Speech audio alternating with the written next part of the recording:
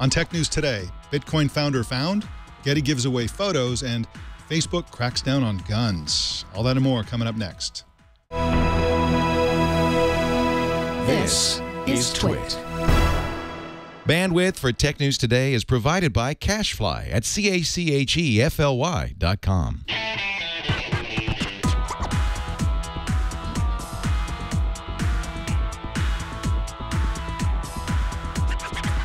It's Thursday, March 6, 2014, and this is Tech News Today.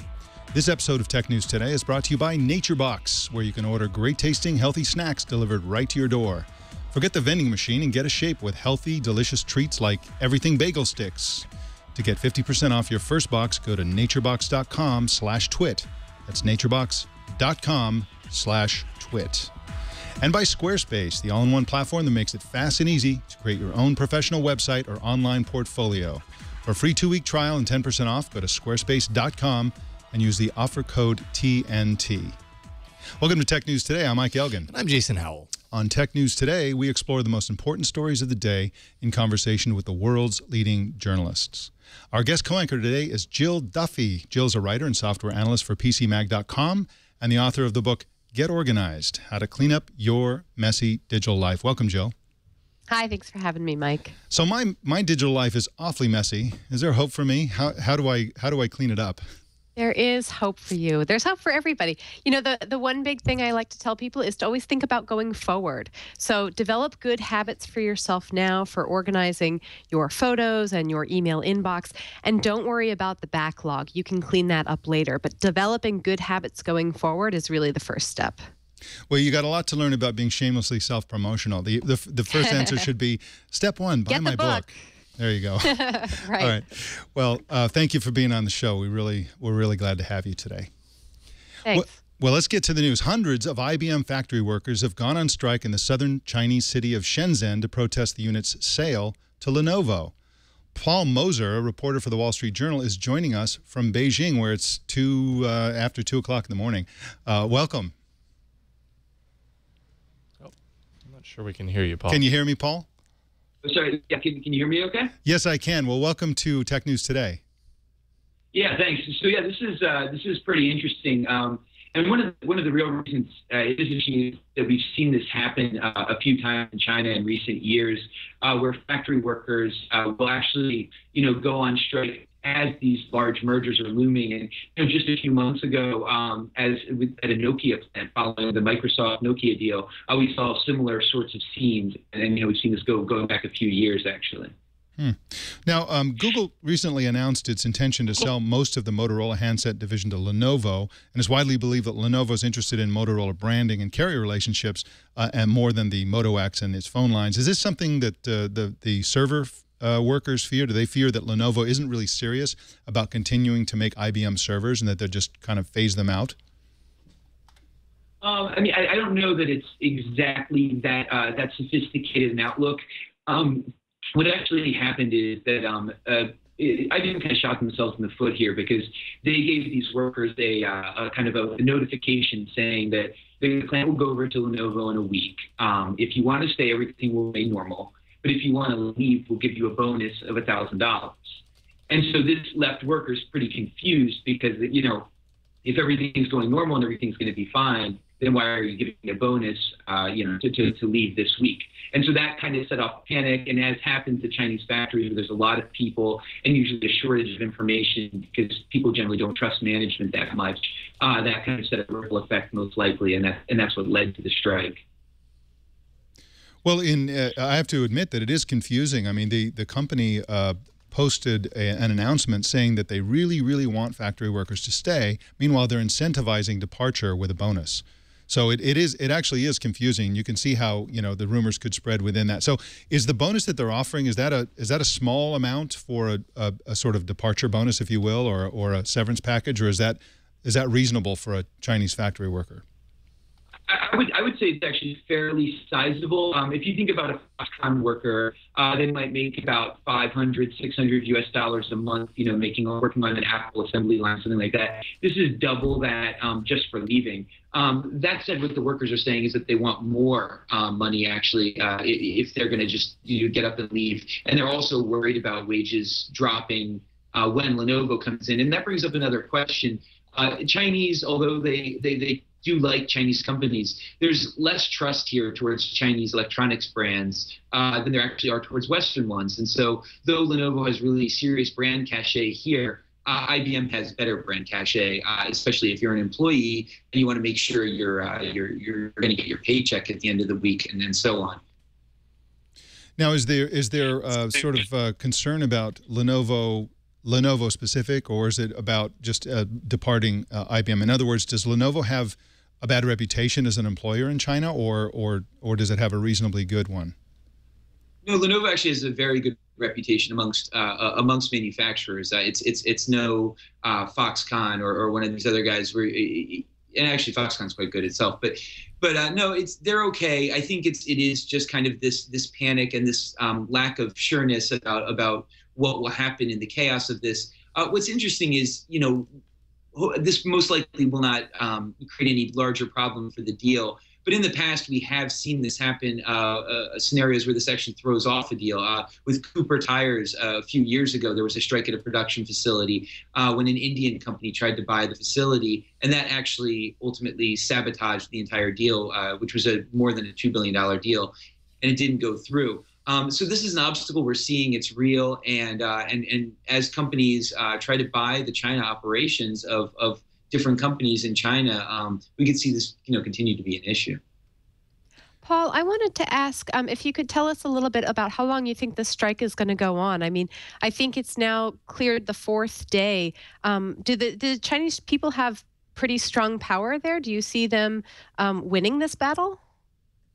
In the past, we've seen a few instances of workers actually getting their way, mostly because there is so much media attention and companies don't want to look harsh. So they have that going for them. Fourth day is actually quite a while for a strike to go on. Strikes are technically illegal in China without the official approval of the state. So actually, when you talk to workers, they don't even call it a strike. They say we're standing up for our rights. But yeah, I mean, they say they're going to keep going. The deadline to get that bonus is basically today, China time.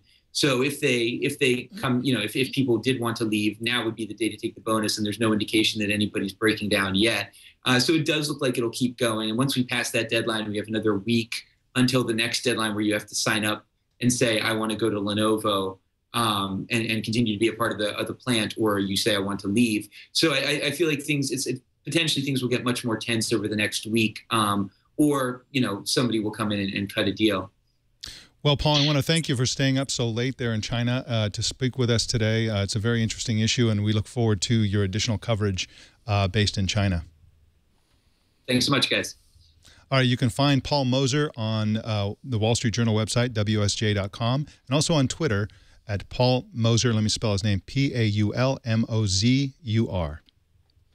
Well, we're going to talk about the potential unmasking of the founder of Bitcoin in just a second. But first, I want to tell you about NatureBox. What is NatureBox? NatureBox is actually a subscription healthy snack service. You eat too much junk food, and it's really a bad idea. Don't give in. Keep looking and feeling great by going to naturebox.com/twit. Just click on the continue button and choose between 3 subscription options. You can actually subscribe to delicious, healthy food there. Just simply place your order, and when you're a member, you can select which snacks come in your monthly box. Now, they have over 100 different brands. So basically how it works is they send you a variety of snacks. You tell them which ones you like the most or which ones you don't like, and then they substitute the ones you don't like with new ones that you can try. And after a while, you end up discovering the ones you like the most. And you can select by your dietary needs even. So if you're vegan, or if you want soy-free, gluten-conscious, lactose-free, nut-free, or non-GMO foods, you can select those options, and they will make sure that they don't send you anything that you don't want. You can also select by taste, savory, sweet, or spicy. And of course, they send you these snacks with free shipping. Now, these are really delicious snacks, and because they're sponsoring, we've had cases of these things flying around the TWIT office, and we've all been munching on them and really enjoying them. And they're super, super good. They have flavors like barbecue kennel curdles, French toast granola, chili lime pistachios, and again, over 100 other flavors. 0 trans fats, 0 high fructose corn syrup, and nothing artificial. You can order a subscription box that is where you order every 3, 6, or 12 months. And of course, it makes a great gift. So remember, to get 50% off your first box, go to naturebox.com/twit and stay full, stay strong, and go to naturebox.com/twit. And we thank NatureBox for their support of tech news today. And I got to tell you, I really, really like the cherry Grenache granola. I've really been munching on this. It's really delicious. You got to try this stuff. Very good stuff. Well, investigative journalist Leah McGrath Goodman, along with forensic analysts Sharon Sargent and Barbara Matthews, believe they've unmasked the creator of Bitcoin, known as Satoshi Nakamoto, in a special report in Newsweek. They claim Nakamoto is a 64-year-old Japanese-American who lives with his mother. And yes, his actual name is Satoshi Nakamoto, or at least it was. Well, now, what do you think about this, Jill? Now, this is kind of controversial already because this was arrived at through sort of investigative reporting. Nakamoto himself isn't really talking, so there's some controversy within the Bitcoin community and also among journalists about whether they've really found the right person. Are you persuaded by the Newsweek report? I don't know. I'd want to hear from the fellow himself first, either, confirm or deny. But I think it may be a moot point at this stage of the game. I think whoever it is who developed Bitcoin didn't want to be personally tied to it, didn't want any fame for it, and was probably a little concerned for their safety. What do you think? Well, it seems to be, well, first of all, I did some research on the people who were behind this, the main reporter, and also the two sort of forensic people. They're genealogy specialists. These are some super good people. They're highly regarded in their field.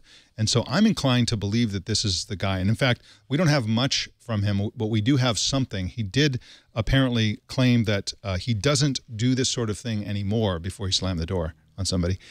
So that sounds... And he's an engineer, right? Yeah, he's an engineer, and he's previously worked as an engineer at Hughes Aircraft, and he's done other miscellaneous things. He's been divorced twice. He has 6 kids. And if he still has all the Bitcoins he originally created, he's probably worth about $400 million, which makes you kind of wonder why he lives with his mother. We know little things about him from this article. He collects model trains. He's done work for the U.S. government and also for private contractors. And he's changed his name, actually. So now he goes by the name Dorian S. Nakamoto, retaining the Nakamoto name. But again, this is a really interesting thing because he's been a shadowy, mysterious figure in the Bitcoin community for a long, long time. So now everybody's bussing out. They're doing all kinds of research on the person that they claim is the real guy. And so I certainly hope it is, because if it isn't the right guy, there is some poor schmuck named Satoshi Nakamoto who's just having his whole life exposed and uncovered. And even if it is the guy, his privacy is being heavily violated, and he seems to be a very, very private person. So, sure, it would be an interesting read, though, to hear from the source a little bit about the real motivations behind creating Bitcoin and the thought process too about how Bitcoins are sort of uncovered. Yeah, exactly. And it's kind of funny, the motivation that has been given in this article that supposedly comes from him somehow is that he just got bored with playing with his trains, and so decided to launch a new currency. So I don't know. It's an interesting story. We'll certainly be following it. The article itself, of course, is on Newsweek.com. It's a very long and well-researched article, and you should go read that. Also, check out Business Insider. Has some really interesting kind of peripheral coverage on this story. So that's an unusually good source. We tried to get both of those reporters on, and we were not able to do that. Well, Getty Images are now free to use for bloggers. Getty's concluded that it can't stop people from stealing its pictures and using them online, so instead, the company is enabling the free use of about 35 million pictures for what it calls non-commercial uses. Selected pictures have a new embed button that shows code, which bloggers and others can then paste into their blogs or sites. And the result is an image that's still hosted on Getty. The picture, the physical, well, the file is actually on the Getty servers and displayed on the blog or site. And then Getty branding is visible just below the picture, along with buttons for Twitter and Tumblr for some reason. So Joshua Benton is a journalist and writer, and he's also the director of the Nieman Journalism Lab at Harvard University, which he founded in 2008. Welcome. Hi. So how does the process from, say, a blogger's perspective for adding one of these pictures, how does that work? Well, it's an embed. Think of it like a YouTube embed, for example. It is you go to the site, you find the photo that you want, you make sure that it's an embeddable, because a lot of the photos that Getty has are not embeddable. And then from there, you essentially get an iframe that you can paste into a WordPress post or a Blogspot post or whatever else. So it's not the easiest form in a sense. You have to be on a platform that allows you to use iframes, which not every public platform does, and it does leave what you're seeing now, the Getty Images logo underneath it and the sharing tools. So it's not quite as clean as just copying and pasting an image, but it does mean that this enormous wealth of photography is now open to be used on lots of corners of the web. The same sorts of things that you might previously have gone to Flickr to get a Creative Commons image for, or maybe gone to something like iStock Photo, which is also owned by Getty, to buy something for $10. Now you might be able to just have a really high quality photo and use it without any money changing hands. Now it's still really, I'm sorry, go ahead, Jill. I was going to say, it's interesting that you bring up Creative Commons, because Creative Commons really pushed to become a standard in having more open, shareable sources on the web, especially for images. And I think what Getty is doing is trying to monetize in a way that Creative Commons really wouldn't do. Can you talk a little bit about that monetization process for Getty? Sure. I mean, they haven't announced what their monetization plans are going to be, but if you look at the terms of service, they do explicitly say that they are reserving the right to gather whatever data they want from the usage of these photos, where they're posted, what the content is. You can imagine all sorts of targeting things they could do from that. And they specifically say at any point we can start putting ads up on this, and you as the site owner can't do anything about it. Presumably you could take the image down. But I think the plan, if there is one, is that they would like to get these photos out on the free web, on the blogosphere, on Tumblr, to get them out as far as they can. And one would imagine that a few months, years from now, they might flip a switch and say, there's now going to be, a YouTube style small banner across the bottom 90 pixels of the photo, or maybe it could be something like the image equivalent of a pre-roll ad. Maybe you see an ad first and you click on it and then see the image. You can imagine some of the possibilities, and you can imagine publishers not being too excited about them. But yeah, they're not doing this because they're a charity. They derive enormous economic value from these photos by selling them to publishers like the New York Times or CNN or others. I think this is essentially a play to try and get some revenue from the sector of the market that might otherwise now only copy and paste photos and just see a photo on the web, assume that they have the rights to post it on their own platform, and do it. When that happens, Getty doesn't get anything. This way, they think they can get some branding influence, and they can maybe eventually monetize it with advertising.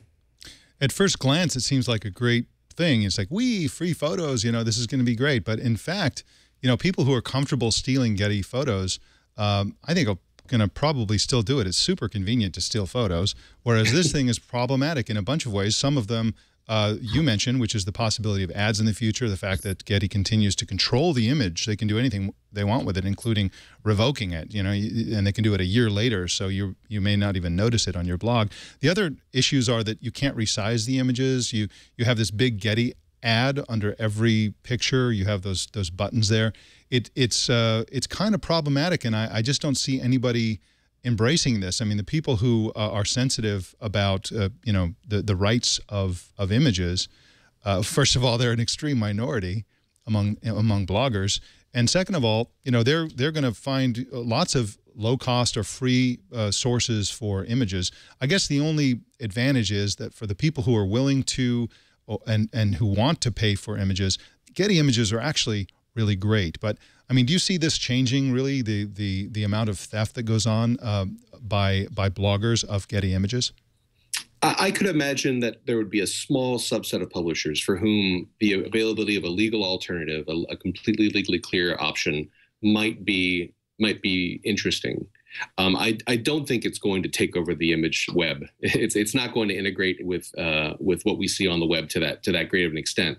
And that's in part because Getty's trying to walk this very fine line. On one hand, they don't want to make the service so easy to use and so flexible and so pleasant that the paying customers that they already have would be tempted to abandon writing that check every month or every year and to start using these embeds in their place. They don't want to be that good, but they also want to be good enough that they are interesting and useful to the people who are currently lifting images or who are using kind of so-so Flickr Creative Commons images where they might be able to use a better Getty image, for example. So trying to accomplish those two goals is really hard.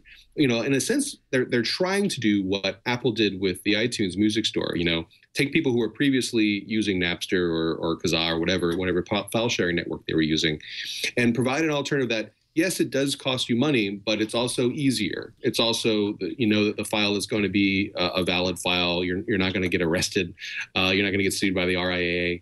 It's trying to add that amount of convenience. I don't think they've hit that midpoint properly. And I'm with you. I don't anticipate that if we talk in a year, we're going to be amazed at how many Getty embeds have taken over publishing online.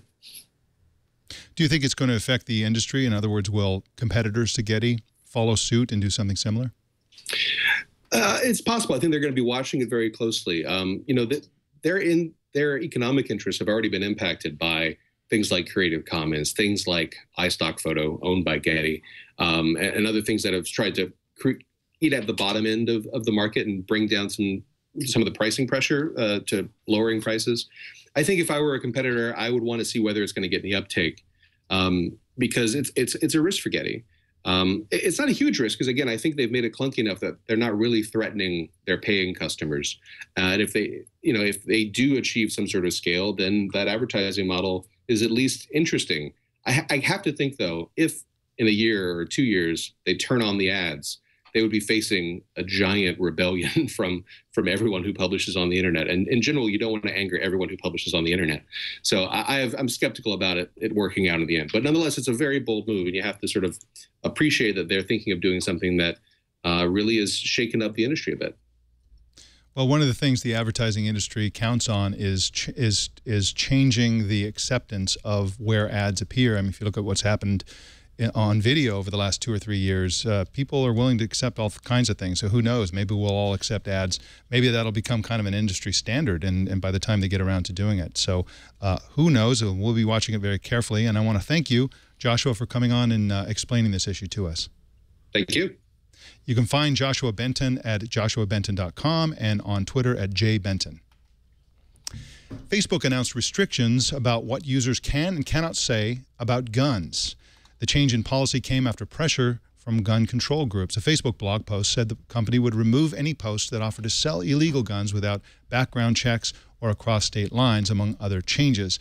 Now, there's been a lot of press on this, but it's mostly around the fact that, and I didn't know this, it's kind of an interesting fact, which is that Facebook has been among the world's largest marketplace for guns. What do you think about this, Jill? I mean, this is both a free speech issue to a certain extent, and it's also a Second Amendment issue about the right to, you know, to bear and buy arms, I guess. Do you think this is a positive change in general for the Facebook community? I do. I mean, the first thing that really comes to mind for me is how slow government is about enacting laws to deal with the online world and with technology. I can't believe there's no precedence for handling this kind of situation that's already come about through Craigslist, for example. It seems strange to me that Facebook is the one coming up with its own nuanced rules for what it's going to do and what it's going to allow, and that it hasn't really been a firm government issue for policies on dealing with this. It's kind of frightening to see some of the investigative journalism that's happened in this space where underage people have been able to purchase weapons. There was a case of one man who sold a weapon across state lines, and because it was across state lines, it then became a federal crime, and he's being charged for it. There have been other instances of people being able to buy weapons without showing any kind of identification, so there's no background check. And these are all things that have been hot topics in the United States for sure. And I think that we do need to keep clear rules and guidelines, both online and in the real world, for how it's going to work. So I give Facebook some credit for bringing up the issue and for being careful about it, for saying we can't allow for the sale of weapons to take place in an unregulated space without all of the checks that are supposed to happen. I do give them credit for speaking up, but I feel like there should be more clear-cut terms from the government about it. Yeah, and I certainly enjoy and spend a lot of time criticizing Facebook for various things, including some of the things that they ban, some of the things that they block, that they shut people down for doing various things. In this case, though, I think it needs to be said that they're not taking a position on gun laws. There's all of these restrictions that they've specified. And again, we're going to be looking at what they actually do versus what they've said. But what they've said is they're essentially going to be cracking down on things around the laws, like you said, sales to minors, sales across state lines, those kinds of things. And this seems to be a very U.S. Centric issue, but they're not actually, as far as I can tell, taking a stand on one side or the other about the legality of guns or about gun control or anything like that. So it's a fairly straightforward thing, but it does raise the issue. This does touch on the issue of Second Amendment rights and gun control and all that kind of stuff, which is a hotbed political issue.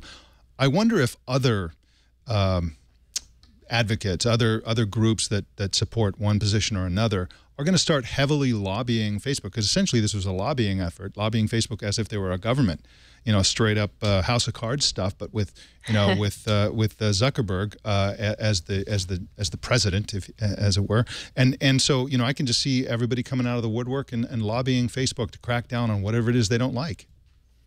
Yeah, I think, another thing that I think is important to talk about here is the fact that the online world is not the online world. It is the real world. There's so much blended life that happens between your online identity and your real world identity. And to talk about it as just being a technology issue would be crazy. As you said, it's a political issue. It's a social issue. It's an amendments issue.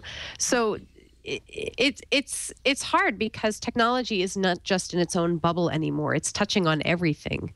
Yeah, exactly. And to me, the most interesting aspect of this is the incredible power that companies like Facebook and Google have to determine what we talk about, how we talk about it, and so on. And these companies like Facebook are riding a fine line. On the one hand, they want to ban certain things. On the other hand, they don't want to be held liable for everything that's said on the network. So that's there are legal challenges in the future of either this issue or other similar issues that will ultimately determine whether a company that owns a social network can both have it both ways, ban some things, in other words, censor or ban certain types of speech or certain types of transactions on the one hand, and also not be held liable for every bit of hate speech that somebody says anywhere on the network. So it's an interesting issue, and we'll be watching it closely. A new Google Glass software from a startup called Emotioned can read the emotions of people and inform the person wearing Google Glass. The San Diego-based startup announced $6 million in Series B funding this morning, so it sounds like they're off and running. And the software is currently in beta, as is Google Glass itself. Now, does this, Jill, does it seem like kind of like stereotyping of the type of nerd like me or Jason who would wear Google Glass, and we're such nerds, we're incapable of understanding the emotions of others? I have to say, when I heard about this story, the first thing that came to mind for me is helping people who have disabilities. Yeah. So there are a lot of cognitive disabilities for people who can't correctly read emotion in other people, and they have some problems exhibiting empathy or acting in appropriate ways around other individuals. So if you could have an assistive device that could accurately help you figure out the social cues that are coming from people's facial and body language, I mean, that could be absolutely amazing. Yes, it could. And the company provides an aggregate emotional readout. So they don't they don't skip around as fickle people change their emotions. Oh, they're happy. Oh, now they're sad. Now they're frowning. It doesn't do that. It provides an aggregate saying overall this person seems to be in a good mood, or they seem to be joyful, or they seem to be expressing surprise, and so on.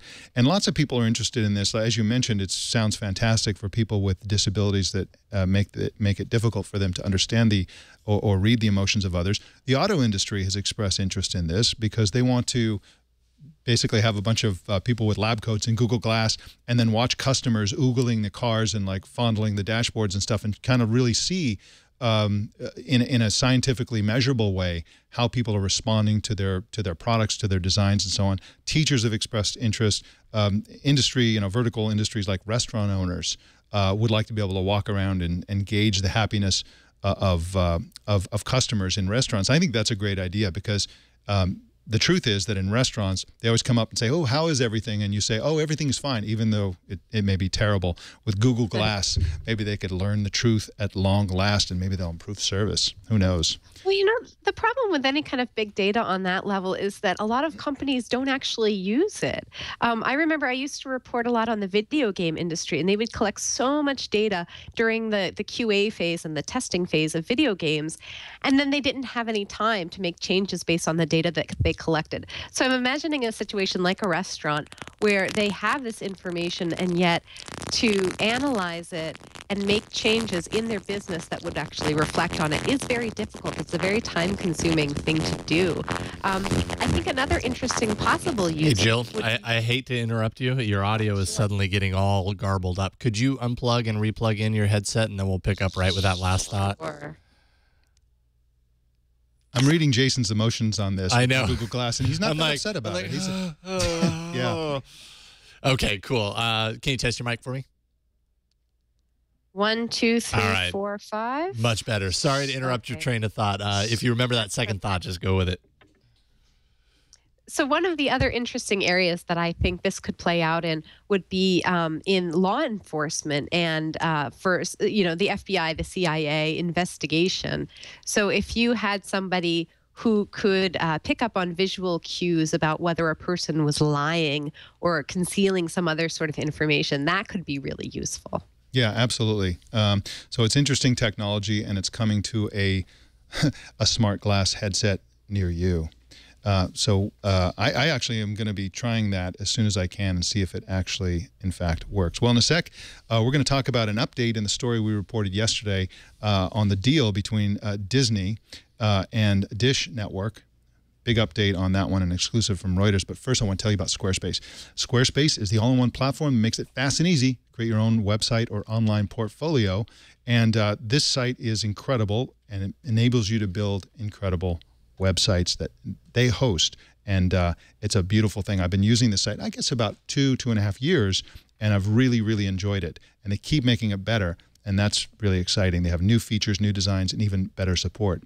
So if you're going to build a website on Squarespace, you basically go and choose a template. They have 25 beautiful templates to start with, but you're not stuck with that template. It's just a starting point. You can go in there and tweak and change everything about it, the size, the colors, the layouts, the number, the pages that you have, everything about your website you can change. And of course, if you're a developer, you can go in there and tweak the code. If you're not a developer, you don't have to bother. You can simply use their easy-to-use controls. Their tech support is live 24 hours a day, 7 days a week, so they will help you even if you're staying up all night building a website for your company. And if you do have a company and you want a logo, you can go through the difficult and time-consuming and expensive process of hiring a designer. Good luck finding a good one. Or you can do it yourself with their logo creator tool. You can see this. You can see a video about this and some information about the logo creator tool at blog.squarespace.com, and you'll find it there. And this is really a cool thing. They have all these shapes, colors. You can change the size of everything, put shapes and lines together until you have a logo that looks professional, and you can trademark it and make it your very own for your company. Sounds expensive? It's only $8 a month for Squarespace, and that includes a free domain name if you sign up for a year. And Squarespace is mobile ready. They have something called the Squarespace Metric app for iPhone and iPad where you can check your site stats, unique visitors, social media follows, and other metrics.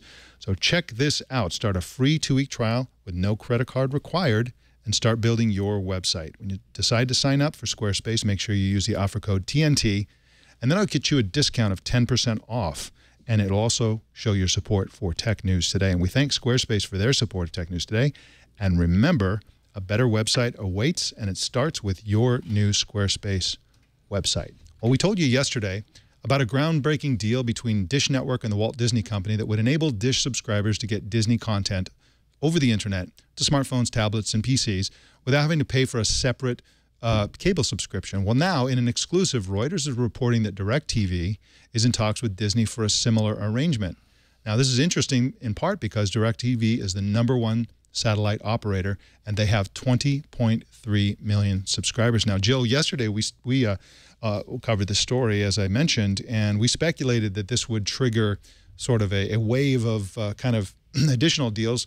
Companies like Apple and Intel have been trying to make deals like this for a long time and unsuccessfully. Now Disney seems to be wheeling and dealing on this. And just to be clear on this story, this is not an outcome. This is not an announced deal. This is just, they're just reporting that these talks are taking place. Do you think this is the new status quo where companies are going to be making deals like this? I don't think we have a status quo for TV anymore and for television content. I think it's changing so quickly, and nobody's gotten it right yet. I think there are a couple of companies that are moving toward the ideal model that we might actually have one day sort of be the norm. But right now, it's such a free-for-all. We've seen a lot of lockdown content from providers like HBO, for example, that have a really tight control over their shows and when they're released and who can watch them. And then we've seen other models like from Amazon and Netflix where it's all you can consume or some a la carte pricing, something like iTunes. And a lot of the traditional content creators just haven't figured out what they want to do yet. And I think nobody knows the correct solution. So I think there's still a lot of room in that whole industry for experimentation, which is going to make for a couple of interesting years while everything sorts itself out. Yeah, that's a good point. Well, in other news, LG released this morning a horrible video ad spot called, quote, "The Most Human Phone Ever," unquote. A better title would have been "The Most Disturbing Ad Ever." In the spot, a man eating at a restaurant with a friend reaches into an LG Flex box. That's right, it's advertising the LG Flex. And when he pulls his hand out, there's an ear and a mouth and a beard growing on the hand. It's quite repulsive. And this sort of like these facial features represent a friend who is on the phone. If you're watching the video, you can see how awful this is. He proceeds to talk to the hand, after which time he feeds his bearded hand a bit of food. And then it gets really disturbing when he gets a call from his girlfriend. This is, Jill, is this the right way to advertise a smartphone? I kind of love it. I mean, you said earlier, hey, we're talking about this. Of course we're talking about it. It's completely absurd. I know, Mike, you were quite disturbed by this image. I think, I don't know, on some level, on the commercial, don't you want to see the phone? Like, Yeah, I get the point that this is the shape of the phone. The shape is natural to your hand because it's curved. But I want to see that phone a little bit more. I don't want to see a bearded hand and an ear hanging off of somebody's finger. Yeah. But I think it's cute. It's an inventive way to drive a little bit of attention. Yeah. Well, I mean, I think Samsung had locked up the market for bizarre ads. They have a lot of really weird ones, but I think LG is going to win the award on this one. This is just really, really awful. I wouldn't have come up with the word cute as you did, but all right, we'll go with cute. A bearded hand with a mouth on it is cute. Well, I want to thank you, Jill, for coming on today. It's been great to have you on. Where can people find your work? You can follow me on Twitter at Jill E. Duffy, and I'm on PC Mag throughout the week and every Monday with my Get Organized column. Wonderful. And we'll look forward to reading. I need to read that myself. My phone is going on. I need to get organized and turn my phone off before the show. Well, again, thanks for coming on. Oh, thanks for having me, Mike. Well, that's our show. You can get breaking news every day by following Twit News on Twitter. Please subscribe to Tech News Today at twit.tv/TNT. You can email us at tnt@twit.tv or leave us voicemail by calling 260-TNT-SHOW. Subscribe to our subreddit at technewstoday.reddit.com and follow our social pages by searching for Tech News Today on Twitter, Facebook, Google+, and YouTube. And also, please don't miss our evening newscast, Tech News Tonight, which is at 4 p.m. tonight and every weeknight here on Twit. And of course, you can always watch Twit, live.twit.tv, and we encourage you to do so. Thanks for tuning in today. My name is Mike Elgin. We'll see you tomorrow.